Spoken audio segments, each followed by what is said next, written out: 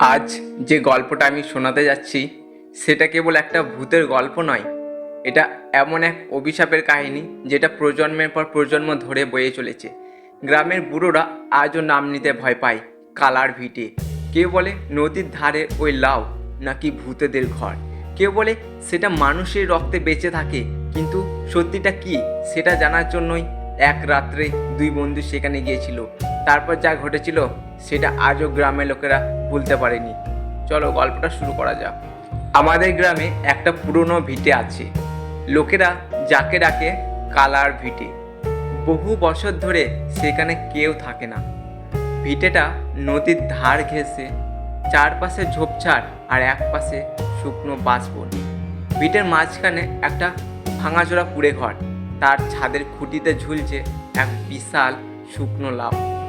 গ্রামের লোকজন বিশ্বাস করে ওই লাউটা ভূত পেত্নীর আস্তানা। যে এর দিকে তাকায় তার চোখ নাকি উল্টে যায়। তাই সূর্য ডোবার পর কেউ এই পথ ধরে হাঁটে না। কিন্তু আমি এসব মানতাম না। এক অমাবস্যার রাত্রেই আমি আর আমার বন্ধু জয় হাতিয়ার হাতে গেলাম ভিটেটার দিকে। উদ্দেশ্য ওই লাউটা আজকে কেটে নামাবো। আমরা ভাবলাম যদি কেটে ফেলতে পারি সবাই বুঝবে যে ভূত বলে কিচ্ছু নেই। রাত তখন প্রায় 10:30। নদীর ধারে শুধু ব্যাঙের ডাক আর পোকাদের ভন ভন শব্দ। হঠাৎ একটা শীতল হাওয়া বয়ে গেল। মনে হচ্ছিল কেউ পিছনে নিঃশ্বাস ফেলছে।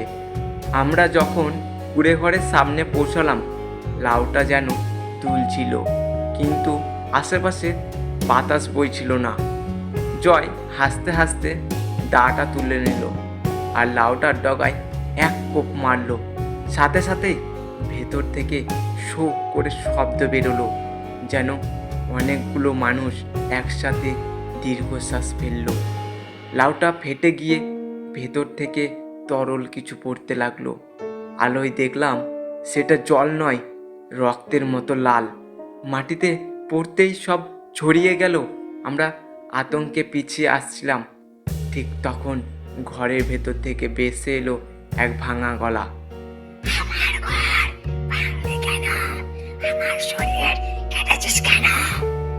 ঘরের অন্ধকার থেকে বেরিয়ে এলো এক কালো ছায়া, যার চোখ দুটো আগুনের মতো জ্বলছে।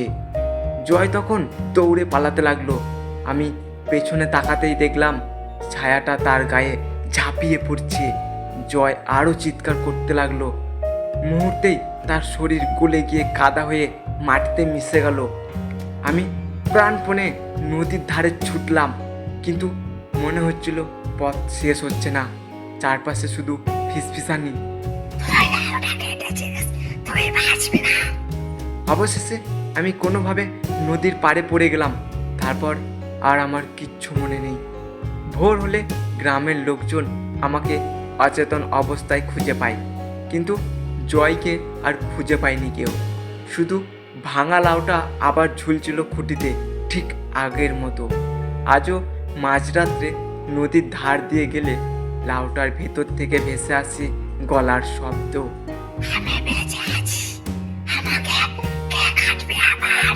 আজও যখন পূর্ণিমা বা অমাবস্যার রাত্রে নদীর ধারে হাওয়া ওঠে, তখন ঝোপঝাড় ফাঁক দিয়ে শুকনো লাউটা হালকা দুলতে থাকে। অনেকে বলে কাছাকাছি গেলে ওর ভিতর থেকে শোনা যায় এক ভাঙা গলা।